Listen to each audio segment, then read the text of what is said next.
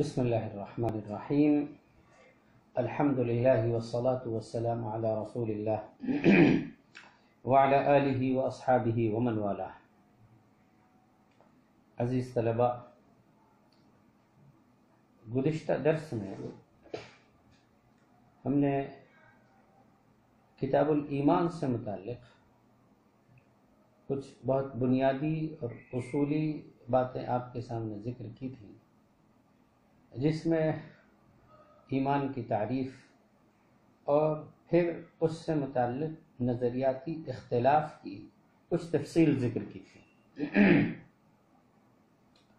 اور اخیر میں یہ عرض کیا تھا کہ امام بخاری رحمۃ اللہ علیہ طبقہ محدثین کے سرخیل امام اور اس نظریے کے داعی اور اس نظریے کے شارح و ترجمان ہیں جو یہ کہتے ہیں کہ اعمال ایمان کا جز ہیں۔ اس کے برخلاف امام ابو حنیفہ رحمۃ اللہ علیہ طبقہ متکلمین فقہا کے امام سرخیل اور اس نظریے کے ترجمان ہیں، اور یہ فرماتے ہیں کہ اعمال ایمان کا جز نہیں ہے۔ میں نے اس کی تفصیل بیان کی تھی کہ امام بخاری اور امام ابو حنیفہ رحمۃ اللہ علیہما ان دونوں کے درمیان یہ اختلاف صرف تعبیر کا اختلاف ہے، ورنہ اصل اختلاف اور بنیادی نظریاتی جو اختلاف ہے وہ معتزلہ اور مرجئہ کا ہے۔ آپ میری بات کو پھر سے نوٹ کریں اور سمجھنے کی کوشش کریں کہ امام ابو حنیفہ رحمۃ اللہ علیہ، امام بخاری رحمۃ اللہ علیہ، ان دونوں کے درمیان جو اختلاف رائے ایمان کے بارے میں پایا جاتا ہے، اور بعض کتابوں کے پڑھنے سے یہ اندازہ ہوتا ہے کہ گویا امام بخاری رحمۃ اللہ علیہ امام ابو حنیفہ رحمۃ اللہ علیہ کی تردید کر رہے ہیں اور ان کے مخالف ہیں، اور گویا امام بخاری اور امام ابو حنیفہ رحمۃ اللہ علیہ کے نقطۂ نظر میں دونوں کے درمیان ایمان کے بارے میں نظریاتی اختلاف ہے۔ یہ صرف تعبیر کا فرق ہے۔ البتہ اصل اختلاف، بنیادی وہ اختلاف جو انحراف ہے اور غلط ہے، وہ امام ابو حنیفہ اور مرجئہ اور معتزلہ کے درمیان پایا جاتا ہے، ان ائمہ کے درمیان نہیں پایا جاتا۔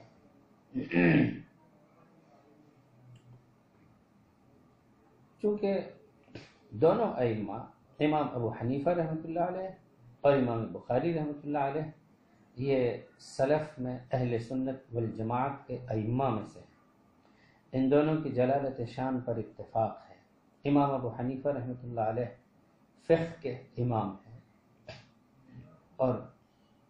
اس میں ان کا رتبہ اور پایہ بہت بلند ہے، کہ امام شافعی رحمۃ اللہ علیہ فرماتے تھے الناس فی الفقہ عیال علی ابی حنیفہ رحمہ اللہ، لوگ امام ابو حنیفہ رحمۃ اللہ علیہ کے محتاج ہیں، ان کے سامنے بچے کی حیثیت رکھتے ہیں فقہ کے معاملے میں۔ اور رہے امام بخاری رحمۃ اللہ علیہ، تو ان کا کیا کہنا، وہ تو متفق علیہ علم حدیث کے امیر المؤمنین ہیں، لیکن دونوں کی تعبیر میں جو فرق ہے وہ دراصل اس لیے ہے کہ دونوں کے زمانے میں منحرف فرقے الگ الگ تھے، تو ان ائمہ کو اپنی تعبیر ان فرقوں کی تردید کے لیے وہ استعمال کرنا پڑی جو ہم کتابوں میں دیکھتے ہیں۔ میں جو آپ سے یہ عرض کر رہا ہوں کہ دونوں کے درمیان تعبیر کا اختلاف ہے، حقیقت کا اختلاف نہیں، وہ اس طرح سمجھ میں آئے گا کہ امام بخاری رحمۃ اللہ علیہ اعمال کو ایمان کا جز کہتے ہیں، لیکن وہ اس طرح سے اعمال کو ایمان کا جز نہیں کہتے جس طرح معتزلہ کہتے ہیں، کیونکہ معتزلہ عمل نہ کرنے والے کو ایمان سے خارج قرار دیتے ہیں، کافر قرار دیتے ہیں، مخلد فی النار قرار دیتے ہیں۔ امام ابو حنیفہ رحمۃ اللہ علیہ اعمال کو ایمان کا جز نہیں کہتے، تو اس کا مطلب یہ ہے کہ وہ مرجئہ کے قول، ان کے نظریے، ان کے منحرف عقیدے پر قائم نہیں ہیں، وہ ان کی طرح سے نہیں کہتے، بلکہ ان کے کہنے کا مطلب یہ ہے کہ اعمال ایمان کا حصہ ہیں، لیکن معتزلہ کی طرح نہیں۔ اعمال کی کوئی ضرورت نہیں، جیسے مرجئہ کہتے ہیں، یہ امام صاحب کی رائے نہیں ہے۔ بہرحال یہاں اس بات کو آپ اچھی طرح سے سمجھ لیں کہ اصل نظریاتی اختلاف جو انحراف کی حد تک پہنچا ہوا ہے وہ تو معتزلہ کے درمیان ہے، مرجئہ کے درمیان ہے، ان کے نظریات ہیں، مسلمات ہیں، ان کے وہ عقائد ہیں۔ امام بخاری اور امام ابو حنیفہ رحمۃ اللہ علیہ کا جو عقیدہ ہے ان میں صرف تعبیر کا فرق ہے، ایک بات تو یہ۔ اب آئیے اس تفصیل کے بعد اور نظریات کی اس تعریف کے بعد ہم کتاب کے متن کی تشریح سمجھتے چلیں۔ امام بخاری رحمۃ اللہ علیہ نے کتاب الایمان کا یہ پہلا باب قائم فرمایا ہے، اور یہ ترجمۃ الباب خاصا طویل ہے۔ اپنے اس ترجمۃ الباب سے انہوں نے دو باتیں ثابت کی ہیں اور دو باتوں کی طرف توجہ مرکوز رکھی ہے۔ نمبر ایک یہ کہ ایمان قول اور عمل دونوں حقیقتوں کے جامع نظریے کا نام ہے۔ ایمان قول اور عمل یعنی تصدیق قلبی، اقرار لسانی کے ساتھ عمل کو اس کے ساتھ جوڑیں گے تو اس جامعیت کو ایمان کہتے ہیں۔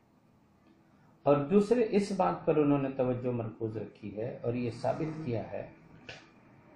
کہ ایمان میں کمی ہوتی ہے، ایمان میں اضافہ ہوتا ہے۔ ایمان میں کمی ہوتی ہے، ایمان میں اضافہ ہوتا ہے کا مطلب یہ ہے کہ انسان جب اعمال صالحہ اختیار کرے گا، ایمان کے مقتضیات پر عمل کرے گا اور ان چیزوں کو اختیار کرے گا، خواہ وہ افعال ہوں یا ترک ہوں، یعنی کسی کام کا شریعت نے مطالبہ کیا اس کو اختیار کرتا ہوگا، یا کسی کام سے شریعت نے روکا ہے، انسان اس کام کو چھوڑے گا اور اس کو ترک کرے گا، تو اس کا مطلب یہ ہوا کہ اس عمل کے ذریعے اس انسان کے ایمان میں اضافہ پایا جائے گا۔ اور اگر کوئی شخص ایمان کے تقاضوں پر عمل نہیں کرے گا، اعمال صالحہ کو اختیار نہیں کرے گا، تو اس کا مطلب اس کے ایمان میں کمی ہوگی۔ تو دو باتیں امام بخاری نے اس طویل ترجمۃ الباب سے ثابت کی ہیں۔ نمبر ایک یہ کہ ایمان قول اور عمل کا نام ہے، نمبر دو یہ کہ ایمان میں کمی اور ایمان میں اضافہ ہوتا ہے۔ یہ بات ہم آپ سے ذکر کر چکے کہ امام بخاری اس قوت اور طاقت کے ساتھ، اس استدلال کے ساتھ، اس مجتہدانہ قوت کے ساتھ کیوں یہ بات ثابت کرنا چاہتے ہیں اور کیوں کہنا چاہتے ہیں۔ اس کی وجہ یہ ہے کہ ان کا زمانہ مرجئہ کا ہے اور ان کے عقیدے کے فروغ کا اور اس کے انتشار کا ہے۔ امام بخاری رحمۃ اللہ علیہ کو ان کی تردید کے لیے اور اس منحرف عقیدے پر ضرب لگانے کے لیے یہ موقف برملا دو ٹوک بہت صاف صاف اختیار کرنا پڑا کہ اعمال کے بغیر ایمان نہیں ہوگا، اعمال ایمان کا حصہ ہے۔ یہ ہے امام بخاری رحمۃ اللہ علیہ کا مدعا، جو اس ترجمۃ الباب سے اور اس کے بعد پورے کتاب الایمان میں انہوں نے ثابت کیا ہے۔ چنانچہ فرماتے ہیں کتاب الایمان، باب قول النبی صلی اللہ علیہ وسلم بنی الاسلام علی خمس وهو قول وفعل ويزيد وينقص۔ یہ باب تو خاصا طویل ہے، اس کے بعد اس میں چند آیات، روایات، اقوال صحابہ اور کچھ ایک آدھ حدیث کے جملے سے اشارہ کیا ہے۔ ہم ہر آیت اور ہر جملے کی تشریح انشاءاللہ کریں گے۔ چنانچہ فرماتے ہیں حضور صلی اللہ علیہ وسلم کے اس ارشاد کا بیان، بنی الاسلام علی خمس، اسلام کی بنیاد 5 چیزوں پر ہے۔ ان 5 چیزوں میں عقیدے کے ساتھ، شہادت کے اقرار کے ساتھ اعمال کا تذکرہ بھی کیا گیا ہے، جس سے وہ یہ ثابت کرنا چاہتے ہیں کہ ایمان صرف تصور اور عقیدے یا تصدیق قلبی کا نام نہیں، بلکہ اس کے ساتھ اعمال بھی ذکر کیے گئے ہیں۔ اس روایت پر مفصل گفتگو میں نیچے کروں گا، جہاں پر یہ حدیث امام بخاری رحمۃ اللہ علیہ نے اس ترجمۃ الباب کے بعد ذکر فرمائی ہے۔ اس کے بعد فرماتے ہیں وَهُوَ قَوْلٌ وَعَمَلٌ يَزِيدُ وَيَنْقُصُ، ایمان قول اور عمل کو کہتے ہیں، وہ اس میں کمی بھی ہوتی ہے، اس میں اضافہ بھی ہوتا ہے۔ اب آپ کی سمجھ میں یہ بات آئی ہوگی کہ قول و فعل، ایمان قول اور عمل دونوں کے مجموعے کا نام ہے، یہ امام بخاری رحمۃ اللہ علیہ کیوں فرما رہے ہیں؟ ہم نے جو تفصیل ذکر کی تھی اس میں آپ کے سامنے یہ کہا تھا کہ 3 اجزاء، 3 عناصر ہوتے ہیں، تصدیق قلبی، اقرار لسانی اور اس کے مطابق عمل۔ اب ان تینوں کے مجموعے کو ایمان کہا جائے گا یا ان تینوں کے مجموعے میں سب کی مساوی حیثیت ہے، یہ ایک نظریاتی اختلاف تھا۔ ان نظریاتی اختلاف میں جو منحرف عقیدے وجود میں آئے تھے، امام بخاری رحمۃ اللہ علیہ کے عہد میں، ان کے زمانے میں مرجئہ کا عروج تھا، اور وہ یہ کہا کرتے تھے کہ ایمان بس نجات کے لیے اتنا کافی ہے کہ انسان اقرار کر لے، دل سے تصدیق کر لے، باقی کسی عمل کی کوئی ضرورت نہیں ہے، پوری زندگی انسان ایسے ہی رہے۔ لا تضر مع الایمان معصیہ، ایمان لانے کے بعد کسی گناہ سے کوئی اثر نہیں پڑے گا، اور نہ ایمان لانے کے بعد کسی عمل کی کوئی ضرورت ہوگی۔ امام بخاری نے اس تردید کرتے ہوئے یہ فرمایا کہ الایمان قول وعمل،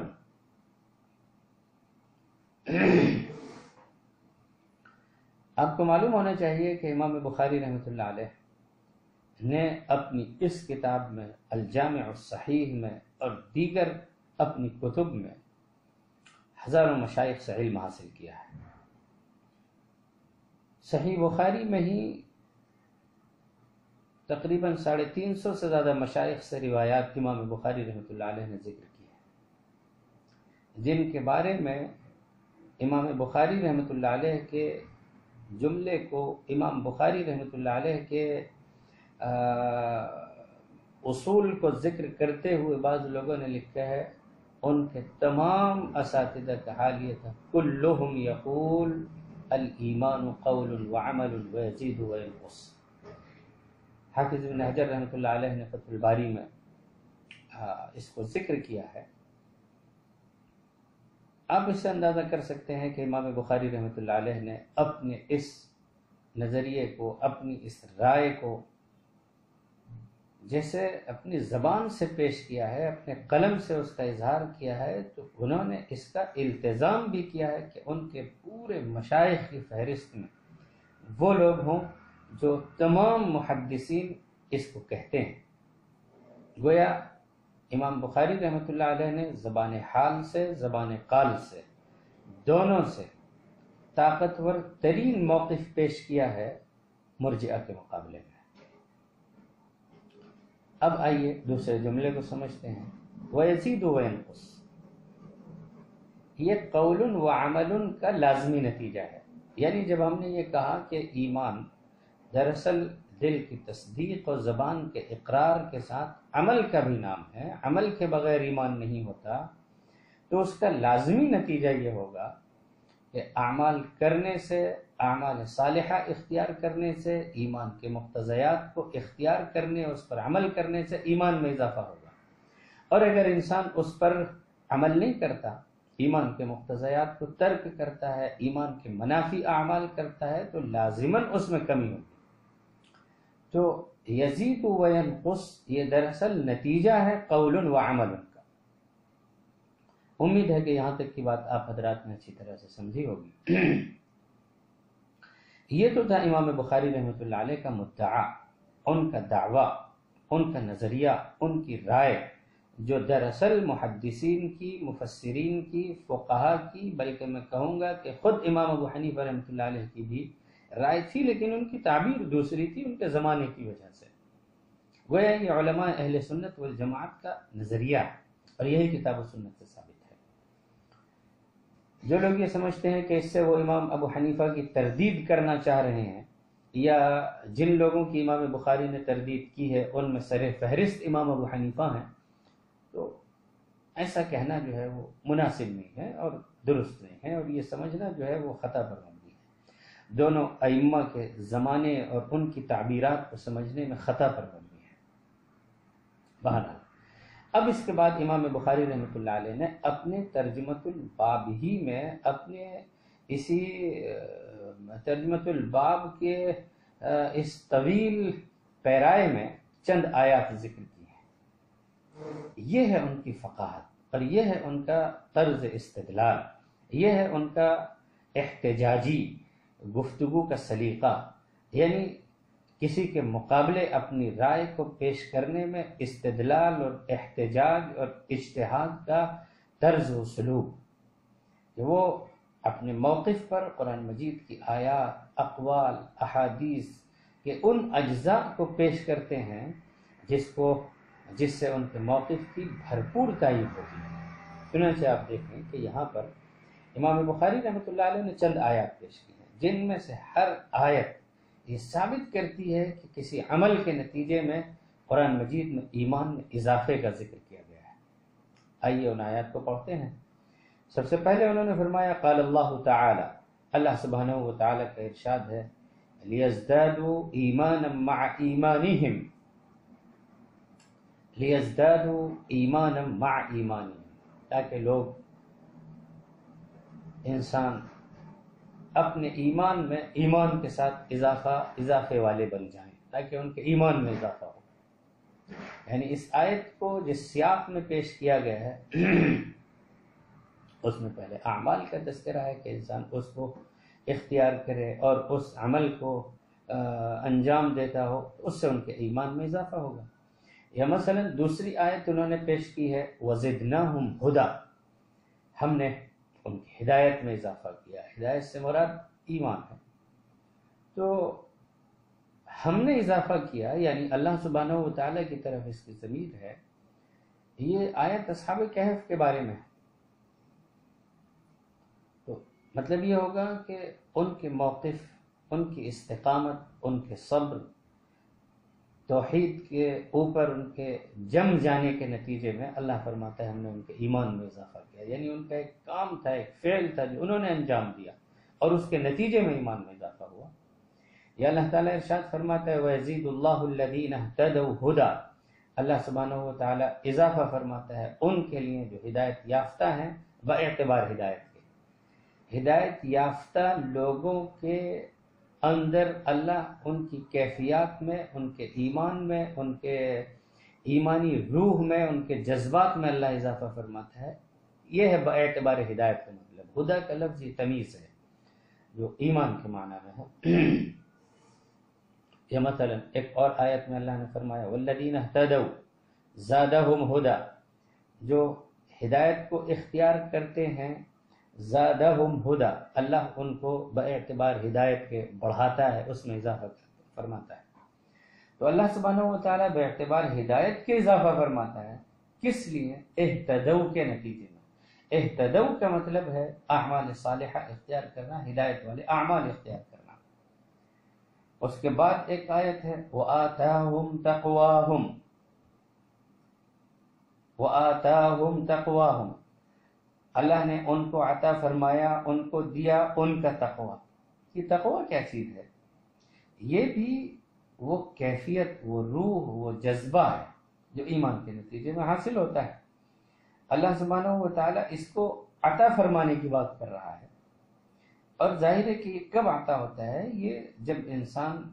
ایمان کے ساتھ اعمال صالحہ کو اختیار کرتا ہے تو اللہ سبحانہ و تعالی تقوی کی روح ان کو عطا فرماتا ہے۔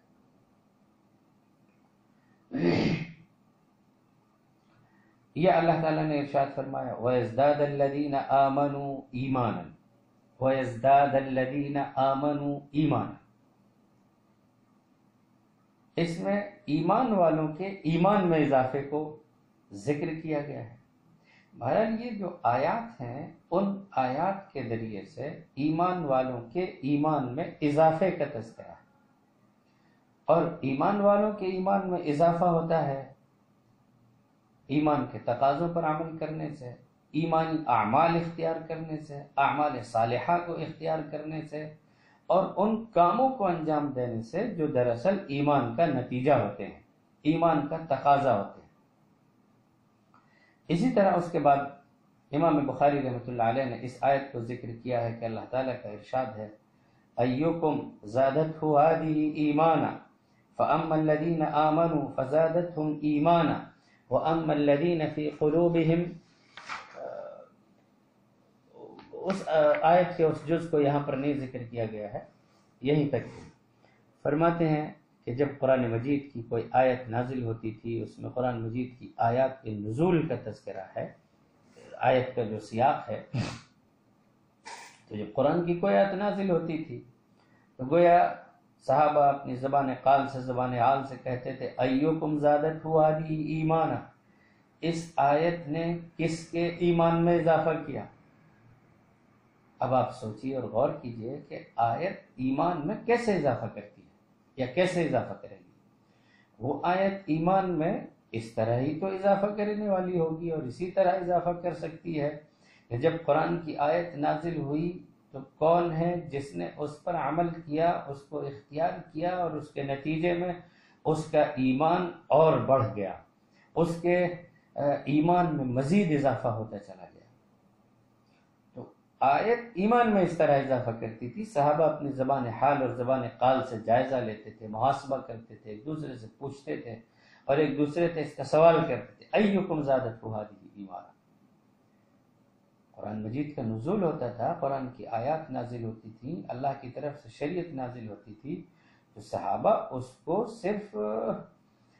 تلاوت کے لیے، ترنم ریزی کے لیے، نغمہ سرائی کے لیے، یا بہت اچھی تجوید کے ساتھ اچھے اسلوب میں پڑھنے کے لیے قرآن مجید کو صرف اتنا کافی نہیں سمجھتے تھے، بلکہ قرآن مجید کی آیات ان کی زندگی کے لیے وہ قالب ہوتی تھیں جس میں وہ ڈھلتے تھے۔ قرآن مجید کی آیات اور احکام جو بھی نازل ہو وہ ان کی زندگی کے لیے نور ہدایت کی وہ مشال ہوتی تھی جس کی روشنی میں وہ چلتے تھے۔ قرآن مجید کی جو بھی آیات رات اور دن نازل ہوتی تھی، ایسا لگتا تھا کہ ادھر آیت نازل ہوئی اور ادھر ان کی زندگی کی وہ تطبیق اور ان کی زندگی میں وہ نافذ ہوتی چلی گئی ہے۔ تو فَأَمَّا الَّذِينَ آمَنُوا فَزَادَتْهُمْ ایمان، کیا دلچسپ اور کیا حیرت انگیز تزکیہ، شہادت صحابہ کے بارے میں قرآن کی آیت تھی۔ فَأَمَّا الَّذِينَ آمَنُوا، بہرحال جو صاحب ایمان ہوتے تھے یعنی صحابہ، فَزَادَتْهُمْ ایمانا، تو قرآن کی آیات ان کے ایمان میں اضافہ کر دیتی تھیں، قرآن کی آیات ان کے ایمان کو بڑھا دیتی تھیں، یعنی وہ اس کے عمل میں ایسے ڈھل جاتے تھے اور اس طرح اس کو اختیار کرتے تھے کہ پھر ان کا ایمان اس میں بڑھ جاتا تھا۔ لیکن جو ایمان والے نہیں تھے، جو کافر نہیں تھے، تو اس کے بعد کی آیات میں ذکر کیا گیا ہے کہ ان کی منحوسیت میں، ان کی نجاست میں، ان کے رجس میں، ان کی گندگی میں وہ آیت اضافہ کرتی تھی، یعنی ان کی لعنتوں کے اوپر مزید مہر لگا دیتی تھی۔ ایک طرف اس آیت سے جہاں امام بخاری رحمۃ اللہ علیہ کا موقف ثابت ہوتا ہے، وہیں اس آیت میں حضرات صحابہ کے بارے میں قرآن مجید نے کیا دقیق گواہی دی ہے، فزادتہم ایمانا۔ قرآن آیات ان کے ایمان میں اضافے کا سبب ہوتی تھی اور ان کے ایمان میں اضافہ کر دیتی تھی۔ اس کے بعد امام بخاری رحمۃ اللہ علیہ نے اللہ کا یہ ارشاد بھی ذکر فرمایا ہے، فَخْشَوْهُمْ فَزَادَهُمْ ایمانا۔ یہ بھی جو آیت ہے اس کا سیاق یہ ہے کہ جب حضرات صحابہ سے، ایمان والوں سے یہ کہا جاتا تھا اور ان سے یہ بات ان کے سامنے ذکر کی جاتی تھی کہ کفار کے حرب و ضرب سے، ان کے قوت و طاقت سے، ان کی شوکت سے، غیر اللہ سے ڈرو، فاخشوہم فزادہم ایمانا وقالوا حسبنا اللہ ونعم الوکیل۔ تو وہ کسی سے ڈرنے کے بجائے اپنے ایمان کے نتیجے میں ایسے صبر و ہمت کا، اللہ پر اعتماد کا، اللہ پر توکل کا، اللہ پر ایمان کا ایسا مظاہرہ کرتے تھے، اللہ کی قدرت اور طاقت پر ایسا یقین کا اظہار کرتے تھے کہ انہیں کسی چیز سے ڈر نہیں لگتا۔ وہ ثابت قدم ہیں، وہ صبر والے ہیں، وہ ہمت والے ہیں، شجاعت والے ہیں، وہ اللہ کے سوا کسی اور سے نہیں ڈرتے ہیں۔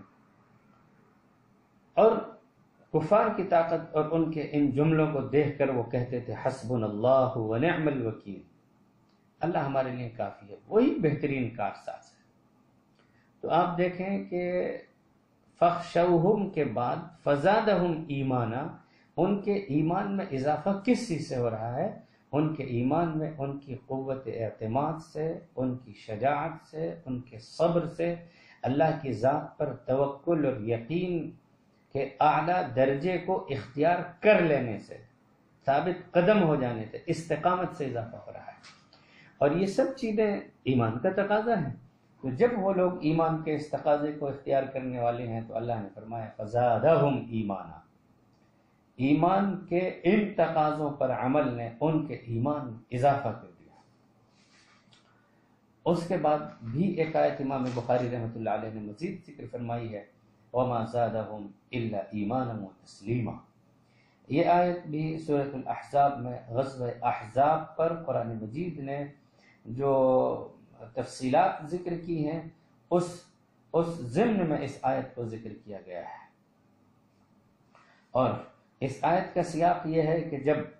وَلَمَّا رَأَى الْمُؤْمِنُونَ الْأَحْزَابَ قَالُوا هَذَا مَا وَعْدَنَا اللَّهُ وَرَسُولُهُ وَصَدَقَ اللَّهُ وَرَسُولُهُ وَمَا زَادَهُمْ إِلَّا إِيمَانًا وَتَسْلِيمًا۔ جب اہل ایمان نے اپنے خلاف لشکروں کو صف آرا دیکھا، جب دشمن کی طاقت اور قوت کو متحد دیکھا، تو خوف کھانے کے بجائے، ڈرنے کے بجائے، ان کے قدموں میں پائے استقامت میں تزلزل پیدا ہونے کے بجائے حالت یہ تھی انہوں نے برملا اس کا اظہار کیا، ھذا ما وعدنا اللہ ورسولہ، ہم سے تو اللہ اور اس کے رسول نے اسی کا وعدہ کیا تھا، یہی تو ہم سے کہا گیا تھا کہ جب ایمان قبول کرو گے، اللہ کی بندگی اختیار کرو گے، طاغوت کا انکار کرو گے، غیر اللہ پر ٹھوکر مارو گے، تو پھر ایمان قبول کر لینا۔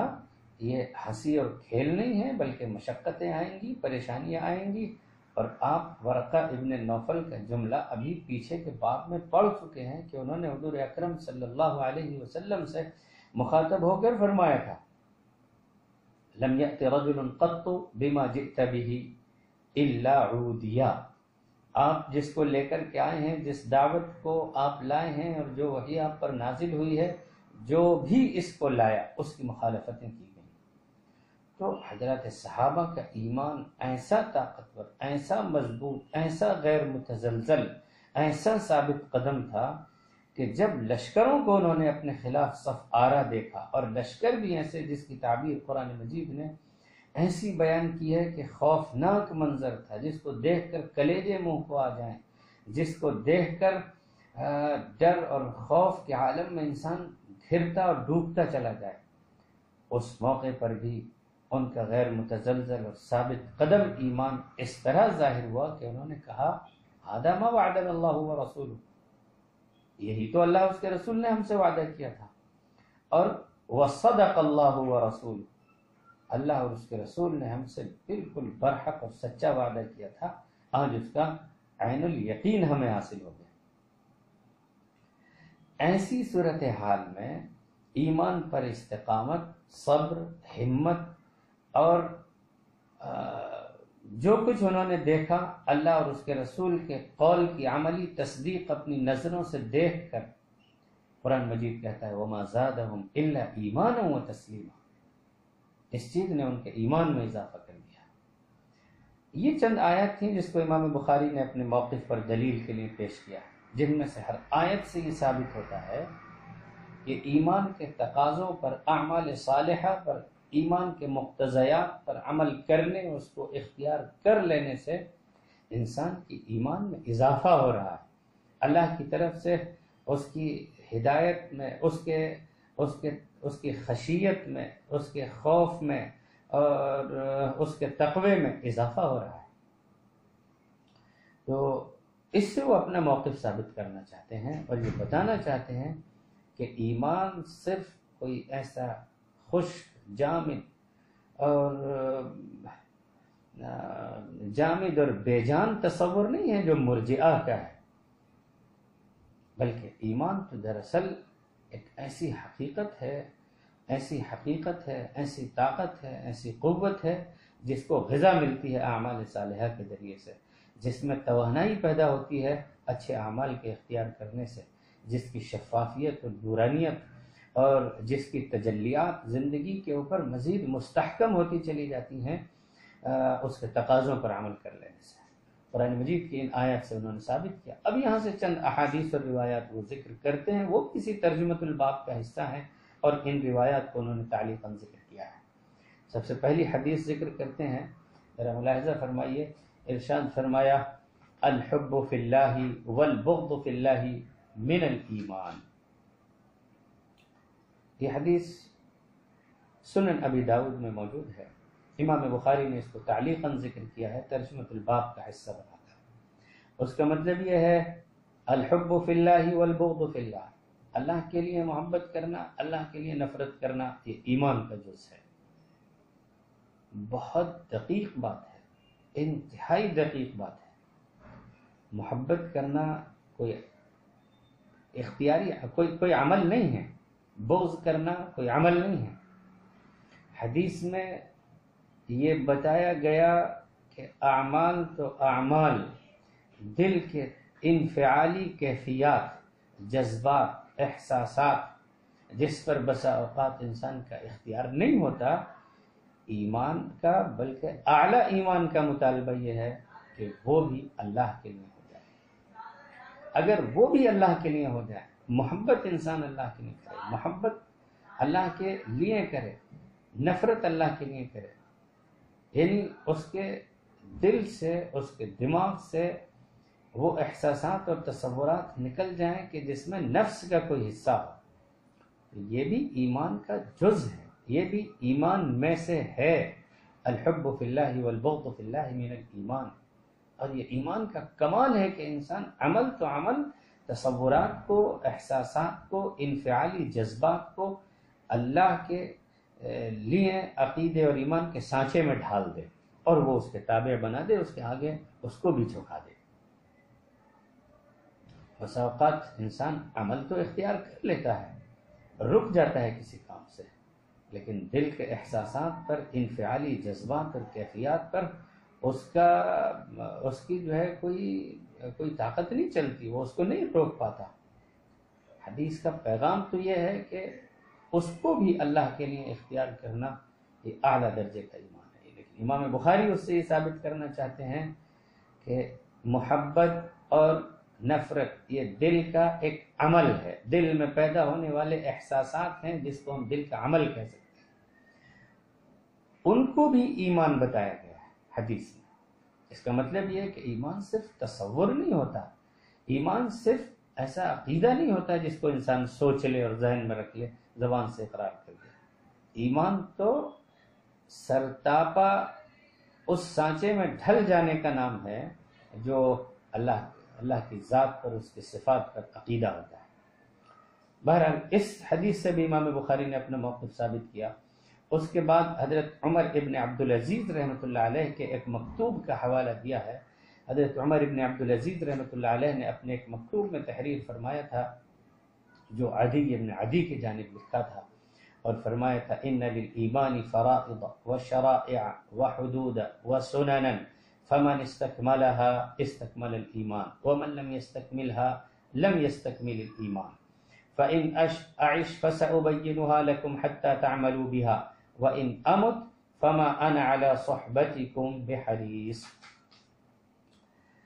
یہ بہت زبردست مکتوب ہے۔ حضرت عمر ابن عبدالعزیز رحمۃ اللہ علیہ جو 5ویں خلیفہ راشد ہیں اور انہوں نے خلافت علی منہاج النبوہ کو زندہ کیا تھا، اللہ تعالیٰ نے ان کو بڑی صلاحیتوں سے نوازا تھا۔ انہوں نے اپنے ایک والی عدی ابن عدی کے نام یہ مکتوب تحریر کیا اور فرمایا تھا ان للایمان فرائض وشرائع وحدود وسنن۔ دیکھو ایمان کے بہت سے فرائض ہیں، اس کے سنتیں ہیں، اعمال ہیں، حدوداً اس کے بہت سی منہیات ہیں، ضابطے ہیں، ایسی حدود ہیں جن پر رک جانے کا تقاضا ایمان کرتا ہے، وہ سنن بہت سے مستحبات ہیں۔ انہوں نے ان چیزوں کا ذکر کیا کہ ایمان کے تقاضوں میں بہت سی چیزیں فرائض کا درجہ رکھتی ہیں، کچھ اعمال ہیں، کچھ منہیات ہیں، کچھ مندوبات و مستحبات ہیں۔ جو شخص ان سب پر عمل کرتا ہے وہ کامل الایمان ہوتا ہے، جو ان پر عمل نہیں کرتا وہ اس کا ایمان مکمل نہیں ہوتا۔ اب آپ دو پہلوؤں پر غور کیجئے۔ اس خط سے یہ ثابت ہوتی ہیں کہ ایمان صرف تصور نہیں ہوتا بلکہ ایمان کے کچھ تقاضے ہوتے ہیں، ایمان کے کچھ اعمال ہوتے ہیں، جیسا کہ حضرت عمر بن عبدالعزیز نے فرمایا ان للایمان فرائض وشرائع وحدودا وسنن۔ اب ایک بات تو یہ ثابت ہوئی کہ